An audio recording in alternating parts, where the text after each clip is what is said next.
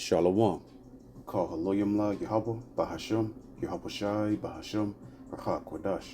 Barakatah Yahweh, Barakatah Yahweh Shai, Barakatah Racha Kodash Bahashim, Yahweh Shai Bahashim, Racha Kodash. Shalom, and double honors to the elder apostles of Great Millstone. Shalom to the elder bishops and the elders in the Akim and the Akwath of the hopeful elect. Shalom. I just want to go into a quick video entitled, Only Israelite Gentiles Will Be Saved. Because we have to continuously combat Christianity, wicked Christianity that's of Satan. You know, it's derived from Roman Catholicism, and Roman Catholicism is rooted and grounded,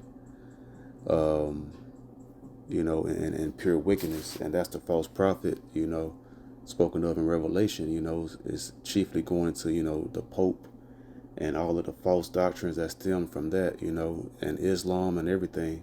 Because Roman Catholicism began around 330, I think, AD, in the 300s, the century of the 300s. And then Islam, the Muslim religion, the Arabs began like 300 years later, around 600 AD. And then Judaism came about 300-400 years after that. If I'm not mistaken, around 1000 AD. If I'm not mistaken, somewhere around that time frame, about the little hats, the Ashkenazis, I have to go into that. It's a book called The 13th Tribe that goes into, the origins of how that came about. Because they didn't want to convert to I think Roman Catholicism or Christianity. No, not Christianity. Like Roman Catholicism or Islam. And then they created their own that false Judaism. But anyways, that's his history. I don't want to dive too much into that, but false Christianity teaches that all nations are going to be saved, and they try to hinge a false narrative, a false doctrine upon one verse, or like two verses. Like the most popular one is John 3:16, which is madness. Just read verse 14, and you'll understand it's talking about Israel. And then Galatians 3:28. There's neither Jew nor Greek, free or bond, and we'll get into that, Lord willing, as well. But it's the Gentiles in proper context, when you understand and can rightly divide the word of truth, and from the spirit of Yahweh in the name of Yahweh Shai, you can discern spiritually and correctly that these are Israelite foreigners that got scattered and became living as the heathen and took on the Edomite, the so-called Greeks and Romans, their customs and their heritage and spirit and their Greek language. So we'll go ahead and start in Acts chapter 6 and verse 1. And in those days, when the number of the disciples was multiplied, there arose a murmuring of the Grecians against the Hebrews, because their widows were neglected in the day of ministration. Ministration means, service, the daily service, of providing for, the people, food and other things of that nature, whatever the service required at that moment, right? Whatever, the daily order and structure of it was.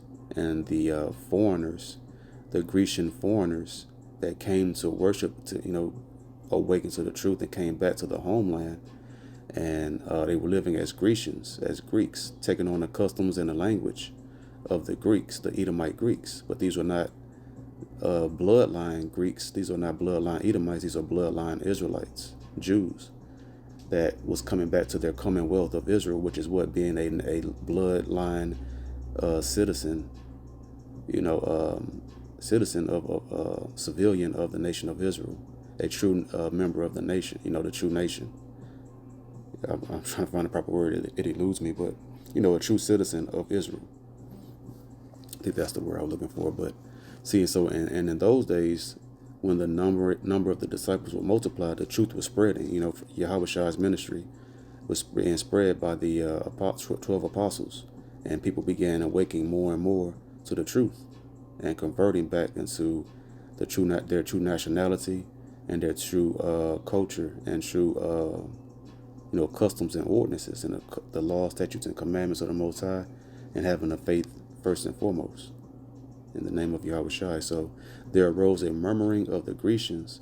And why is that? Because the native Hebrews, the native Jews, were kind of, they despised, disliked, treated treated our foreign brothers that were scattered and dispersed, you know, out of the homeland, and they returned, coming back home, and the natives that's been there the whole time was looking at them with a side eye and treating them like the redhead stepchild, that phrase there, treating them, badly, treating them negatively and kind of hatefully, right? Giving them less treatment than the natives. And so it was a quarrel, and there was issues, and they were disputing that and bringing it to the bringing it out, and charging them for being treated, hatefully because they were because they've been living abroad and not native to in the land, That's all it's about. That's all the New Testament is about. It's reaching the scattered, dispersed Israelites that began living as the heathen over the last few centuries, since the Greeks had came into power around 331 BC with Alexander the so-called Great, right?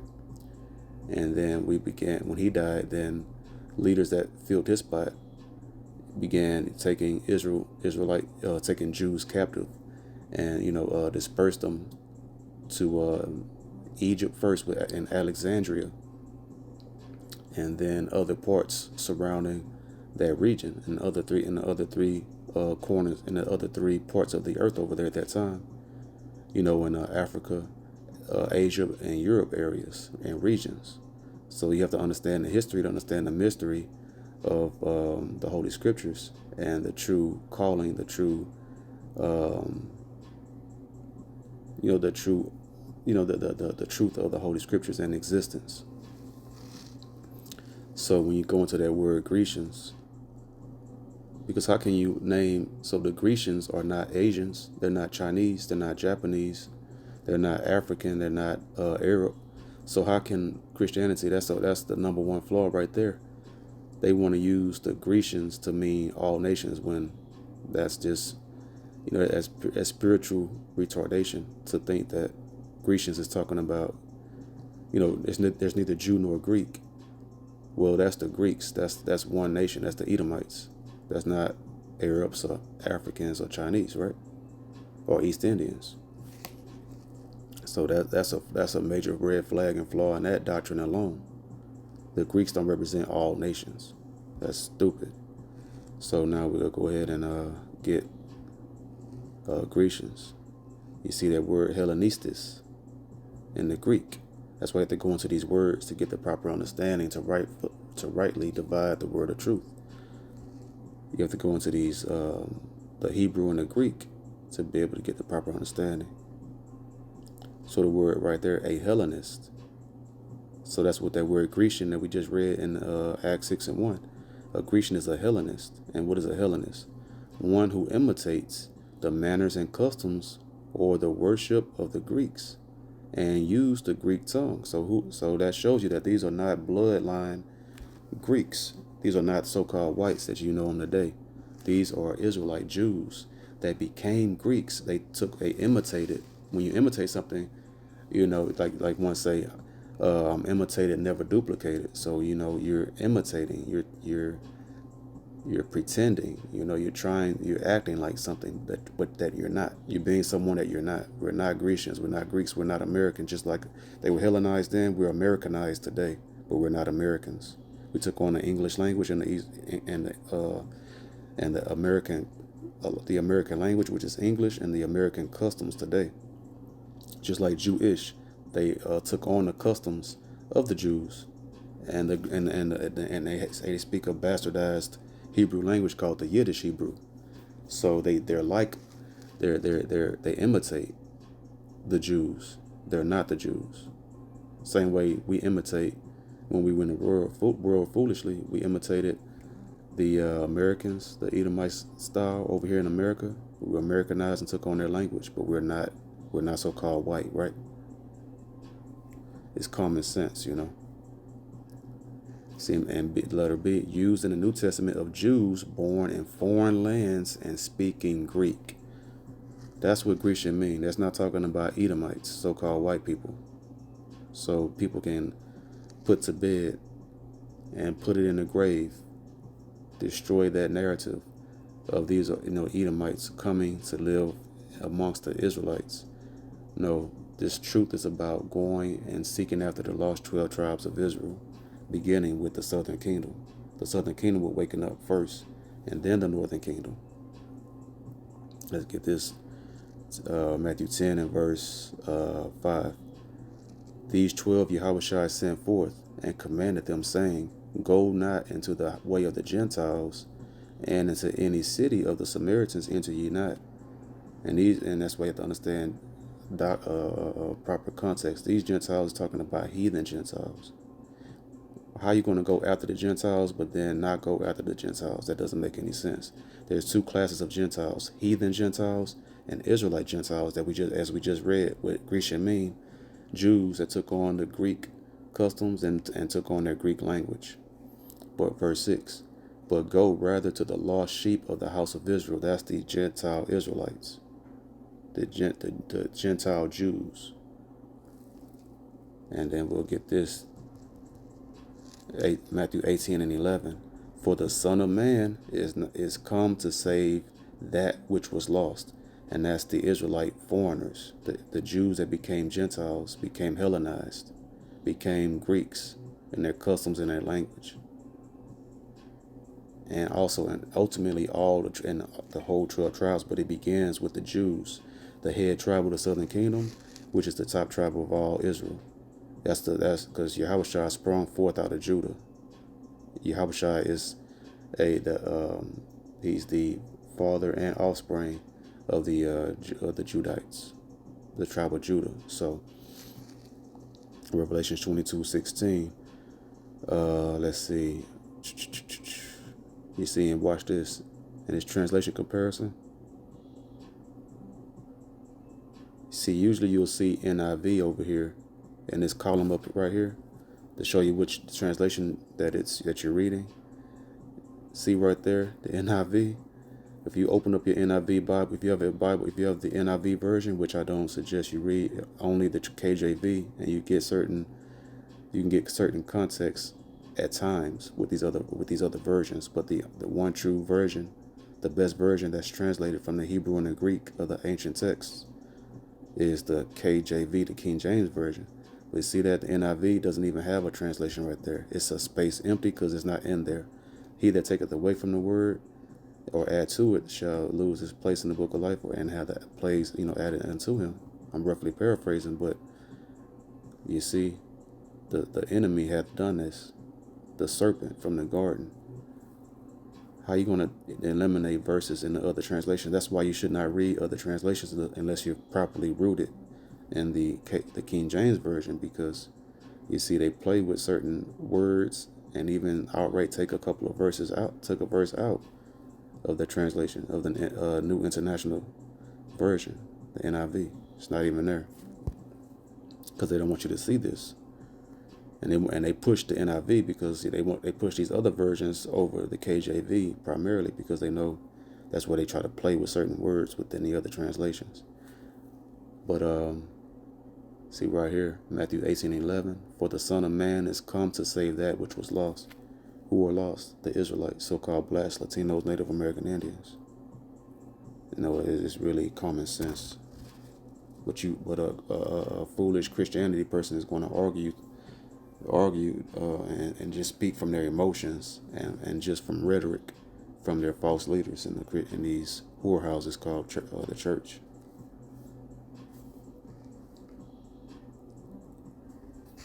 Let's see. Let's get that now. Acts 6 and 1. Let's read that in the New Living Translation, NLT right here. But as the believers rapidly multiplied, there were rumblings of discontent. The Greek-speaking believers complained about the Hebrew-speaking believers. That's all it is. The Greek-speaking Jews and the native Hebrew speaking Jews that that never left and had the whole they had the customs of the they never left it. They grew up in a proper language of Hebrew and speaking speaking the Hebrew, and also with the customs already. So they look down their nose at the foreigners that was coming that spoke Greek and trying to relearn everything that was lost over the 100 years of their fathers and grandfathers, great grandfathers, all the way into them. Saying that their widows were being discriminated against in the daily distribution of food. So the Israelite Jews, the foreign Jews came and they were complaining about being treated, like a red stepchild, pretty much. So now, let's get that in the Good News translation. Verse 1. Sometime later, as the number of disciples kept growing, there was a quarrel between the Greek-speaking Jews and the native Jews. See, Greek-speaking Jews. Even, you see, that's why it's good sometimes to go into these other translations, because it breaks it down in layman's terms, right? And it breaks it down even more. So that's direct right there, between the Greek-speaking Jews and the native Jews. So the Grecian is not talking about some Edomite white men coming to try to learn. No, it's only for the Israelites, the lost Jews, the lost Israelites that were living as heathen in these foreign lands. They returning back to the homeland of the commonwealth of their native bloodline, which was of Jerusalem, the Israelites. The Greek-speaking Jews claimed that their widows were being neglected in the daily distribution of funds. So, you see, that's what that's going into. So only Israelite Gentiles will be saved, not heathen Gentiles. That's madness. That's blasphemy of the Holy Scriptures and the truth of the Most High.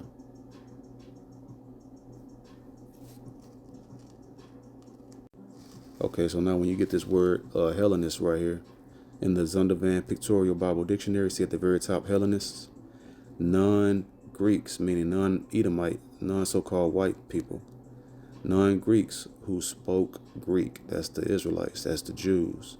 Because the Greeks, the so-called white man, number one target is the so-called black man, the real Jew, who spoke Greek, a term used specially of Jews who made Greek their tongue. You see, we just read that in the breakdown in the Blue Letter Bible, in the app.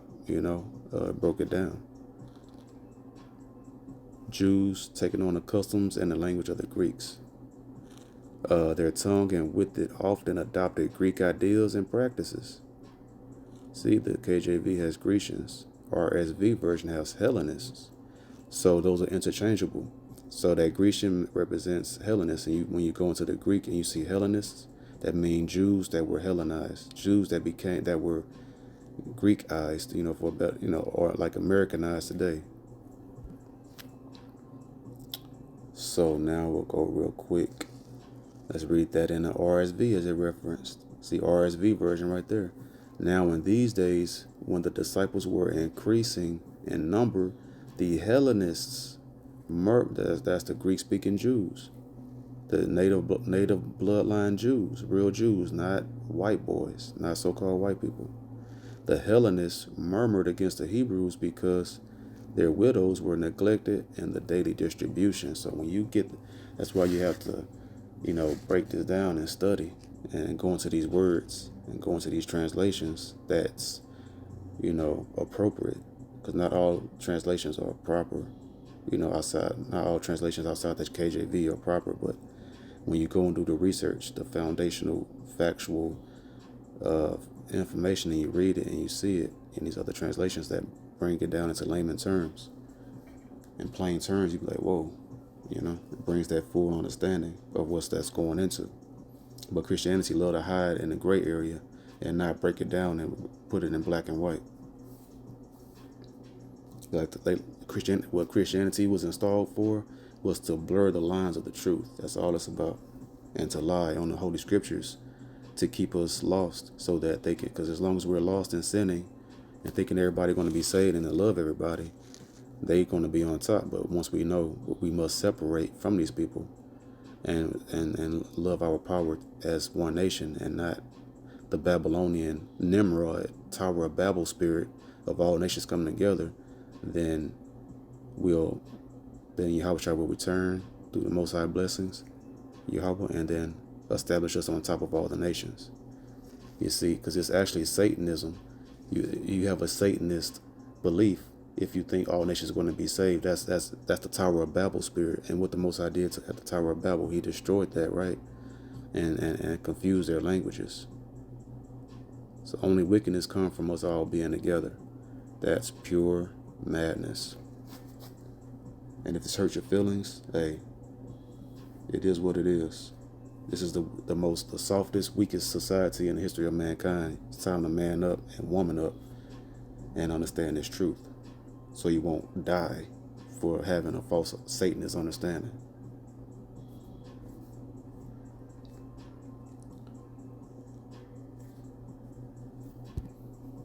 So 2 Timothy 2:15. And do this right here. Study to show thyself approved unto Yahweh in the name Yahushai, a workman that needeth not to be ashamed, rightly dividing the word of truth. Not listening to these broad-stroking Christianity idiots and blasphemers that just want to keep everything in a gray area. Say everybody will be saved. You know, it's pure wickedness. It's Satanism. And if you follow them, you're going to be led off the cliff into the lake of fire, burning with fire and brimstone.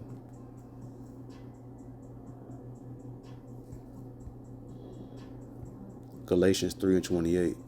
There is neither Jew nor Greek. There is neither bond nor free. There is neither male nor female. For ye are all one in Mashiach Yahushai. So people be like, see, look, none bond or free. We're all one together. It's everybody. So what's this bond or free talking about? We already established what Jew nor Greek is, and when you get that word Greek right here, these idiot Christianity people would love to go to this verse here. That's one of they have a gun, and they only have like 2 or 3 bullets. You know, they run out real quick.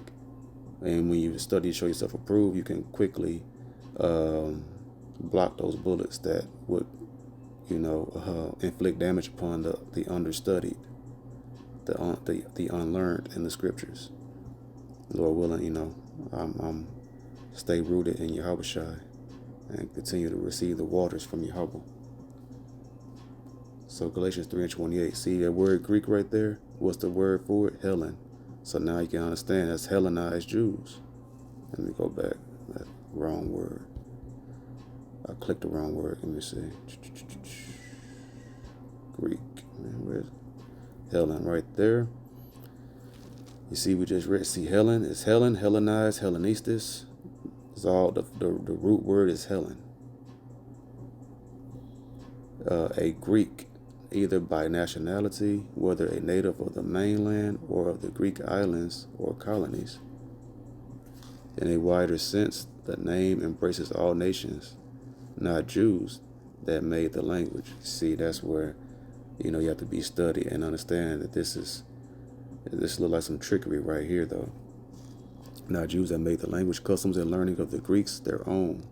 You see, all the nations. That's why, at that time, just like English language today is the main language throughout all the 4 corners of the earth.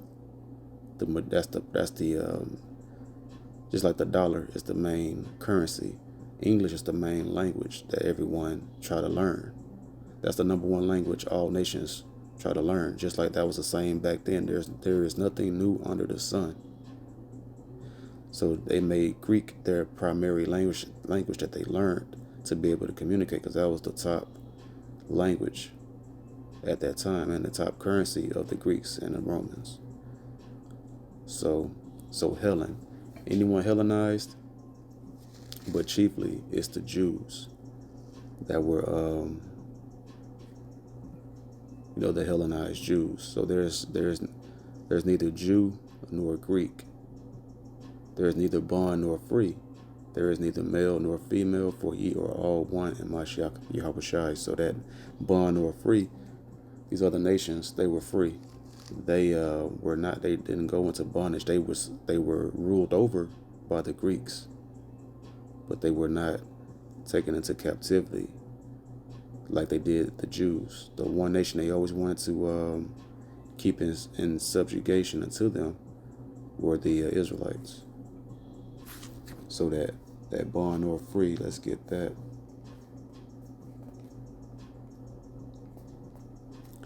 Acts 6 and 9.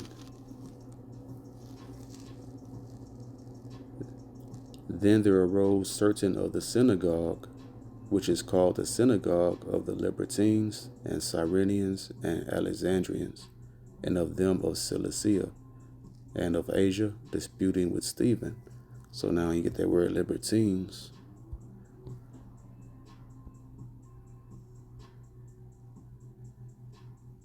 Libertinos in the Greek, one who has been liberated from slavery. So the root word is liberty. They've been set at liberty, the captives.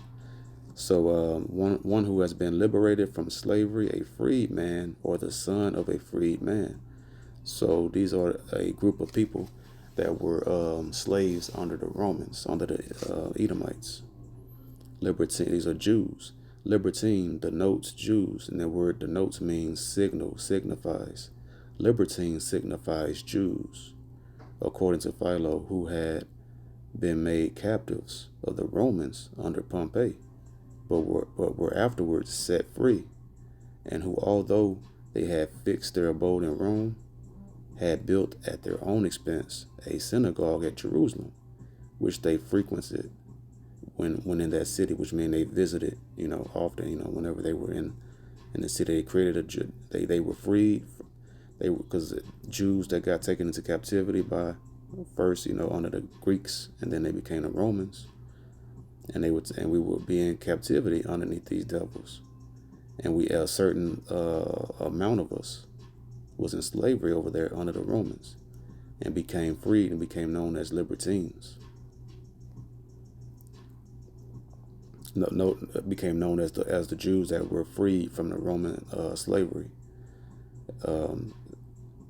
At Jerusalem, which they had frequented when in that city, the name Libertines adhered to them to distinguish them from freeborn Jews. So it was a different groups of Jews. There were Jews that were freed, that were in captivity under the Romans, and were freed, and they became known as the Libertines, the freed ones from the Romans. And then the native-born ones that didn't go into that captivity of the Romans, but they were heavily oppressed by the Romans. They had different leaders and rulers from the Romans over different different jurisdictions throughout Jerusalem. And that's why Yahushua said, what? Give unto Caesar what is Caesar's, and give unto Yahweh what is Yahweh's. So that's what that goes into.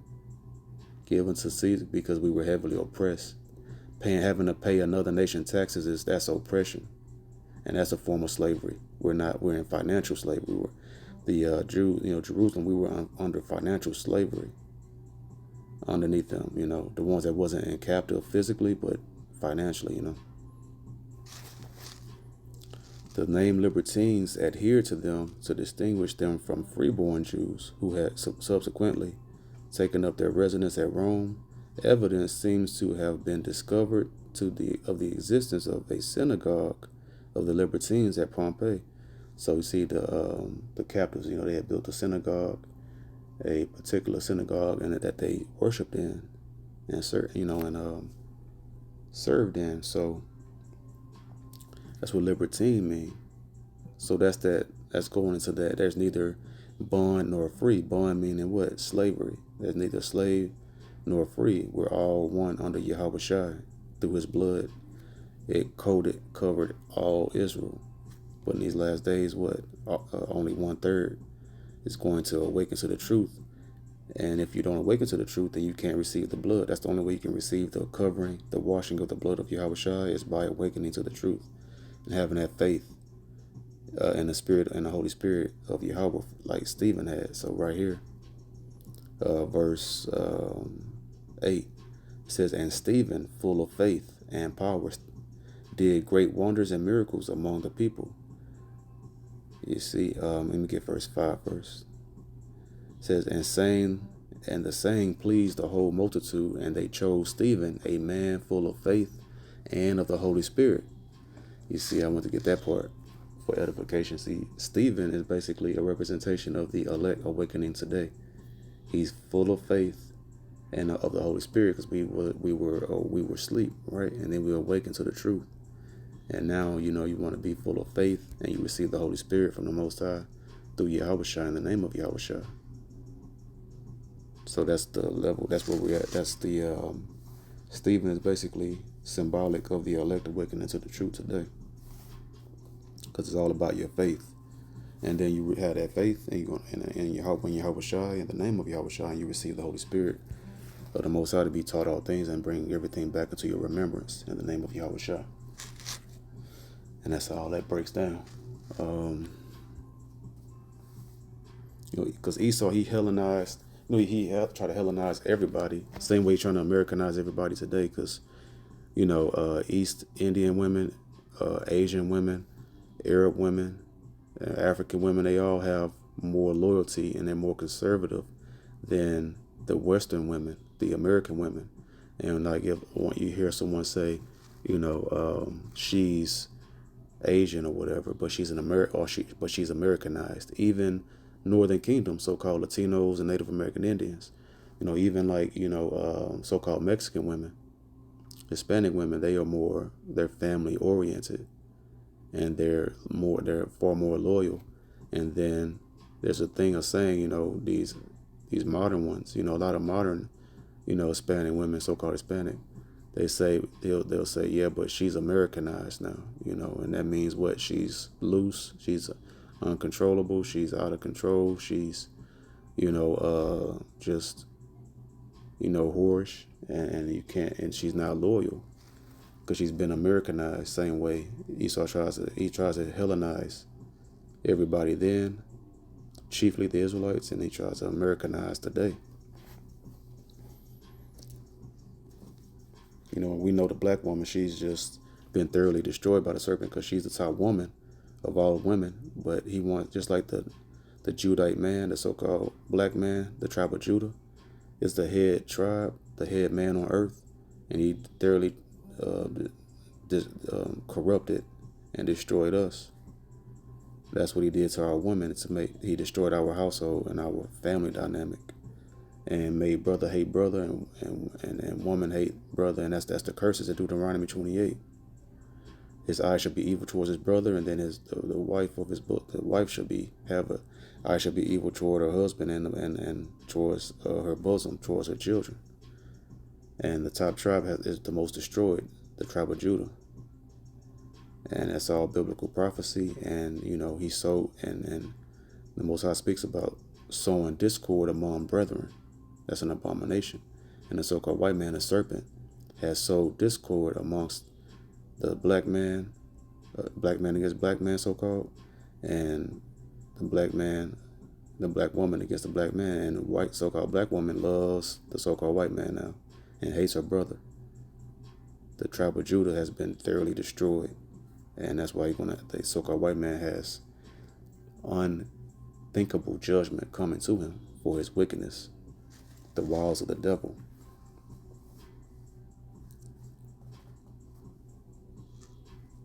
Romans 9:25. As he saith, also in OC, that's actually Hosea. We'll get that to prove that. Hosea. See, OC means Hosea. That's talking about the prophet Hosea in the Old Testament. As he said also in Hosea, I will call them my people, which were not my people, and her beloved, which was not beloved. And it shall come to pass that in the place where it was said unto them, ye are not my people, There shall they be called the children of the living power Yahweh, in the name Yahweh Shai. So this chapter is going into it, showing this is not about Gentiles. You see, verse 24, even us whom he hath called, not of the Jews only. That this is talking about the free, native-born Jews, not of the native Jews only, but also of the Gentile Jews. Let's see if it has hell. It should have hell in there. Ethnos. But with proper understanding, it's a tribe, nation, people, group. It's a particular group of Gentiles, the Israelites, the Jews. So, but also the Gentiles. And then that's why he referenced in verse 25, that's why Paul, the Apostle Paul, referenced the book of Hosea. These Gentiles, because it's talking about Israel. This is not talking about no heathen Gentiles. That's how you have to have proper understanding and being able to smoothly flow through the waters of these words. Because look, verse 24 says the Gentiles, and then verse 25 references Hosea. And we know the Old Testament is talking about the Israelites. The New Testament did not go away from the Israelites, But it's not meant for those to receive. That's not of the elect. Lord willing, we're of that number. But when we get Hosea,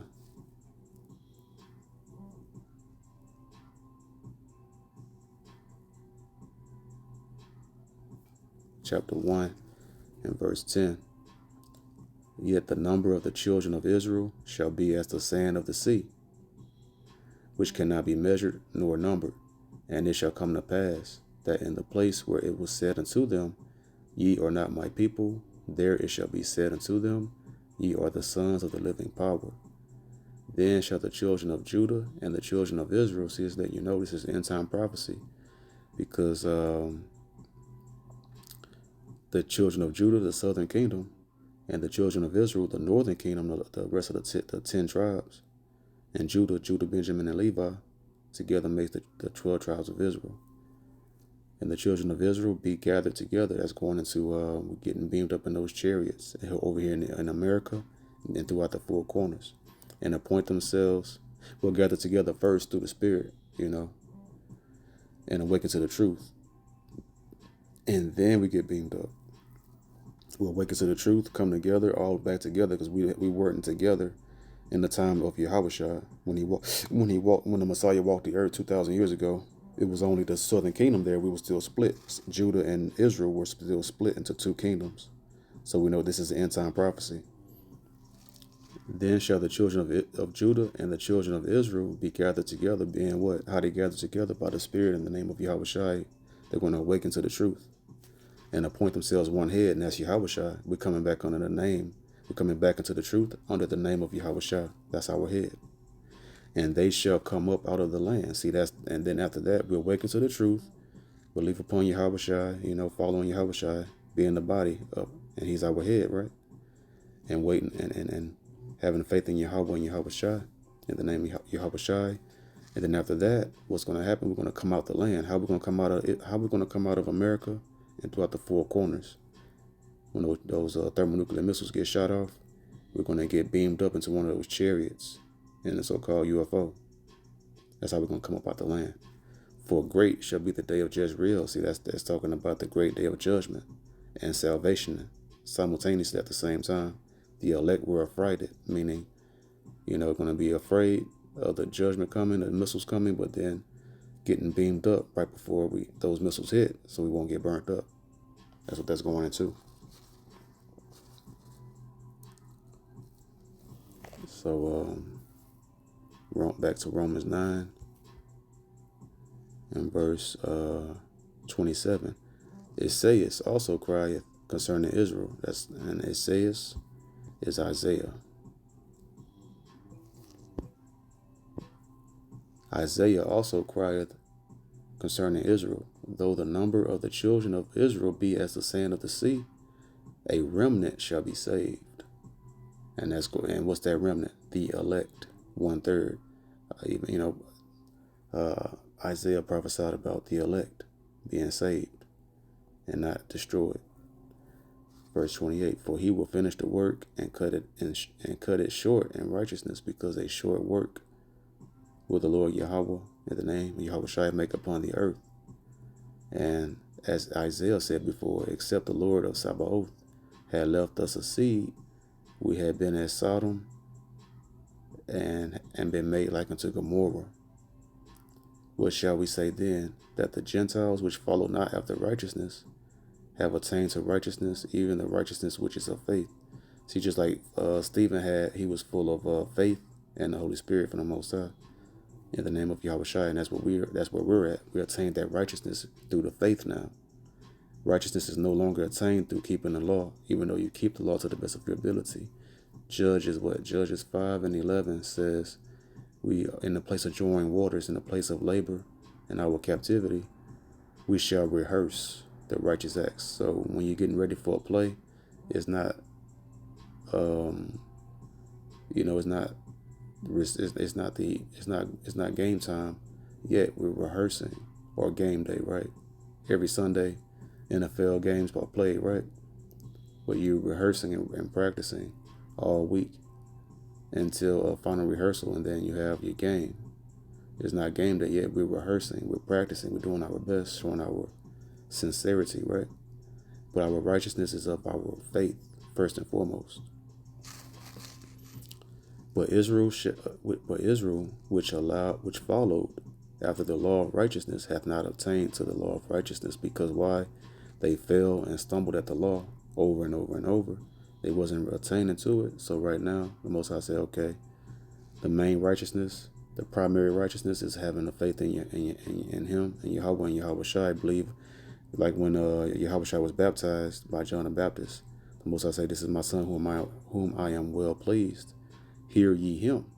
So that's how we attain our righteousness now, by listening to Him and having faith in Him. And that gives us that covering of His blood, of Yahweh Shai's blood. And that's that new righteousness that cannot be taken away if you have the faith in Yahweh Shai. That He came to bring us back into our Father. That's no longer dealing with us only through our mediator, His Son, Yahweh Shai. Let's see. Wherefore, because they sought it not by faith, they didn't seek their righteousness by faith in Yahweh Shai, but as it were by the works of the law. See, that's what the Pharisees was pushing, the law, the customs of men, and this all became folly, especially at that point, because around I can't remember, around maybe in the 100th century BC, somewhere around then, the Levitical priesthood became a political priesthood because of the Greeks. The Edomite devils, they made the Levitical priesthood like politicians. They handpicked the Greeks, the Edomites and Romans. They were hand selecting our priests, because we know that the Most High put the structure in. The bloodline of Aaron would be the top priest. His bloodline, the generation forever, would be the top priest of the nation. And then the rest of the Levites would have their proper order. The Korathites, I think, if I'm saying it right, and different family bloodlines will have different different ministering, different services of the temple. But now it was the bloodline thing. It was set forever. It was the Most High is plain. But the Esau, the devil comes and complicates everything. And that's what Esau is all about. Being a politician is all madness and confusion. Is politicking and campaigning and scheming, and to try to get your way, and being very conniving to get your way, to get hand selected, kissing up and playing games. That's all. That's lame. That's weak, and that's not a man that behaves in that manner. Everything is set in order that the Most High said, but Esau came and changed the Levitical priesthood to a political priesthood. Made it just like a Donald Trump affair, like these campaigns and all this madness to gain favor. See, it's all about gaining. Esau wants you to gain his favor and not the Most High's. So, and that's how they stumbled. It said, wherefore, because they sought it not by faith, but as it were by the works of the law, and men were campaigning to get hand selected by Esau, the Romans, the Greeks and Romans to be appointed the rulers, the priestly rulers over the people, and the priesthood became corrupted by the serpent. See, the serpent corrupts everything: our Levitical priesthood, our relationship with our brother, and with our woman. But as it were by the works of the law, for they stumbled at that stumbling stone, and that's Yahushua. They stumbled at him, and they didn't believe him. They didn't have faith. As it is written, behold, I lay in Sion a stumbling stone and rock of offense, and whosoever believeth on him shall not be ashamed. And that's why those Pharisees are now to this day being remembered, being read about, and shame is on their name because they didn't believe in Yahushua. Revelation 7 and 9.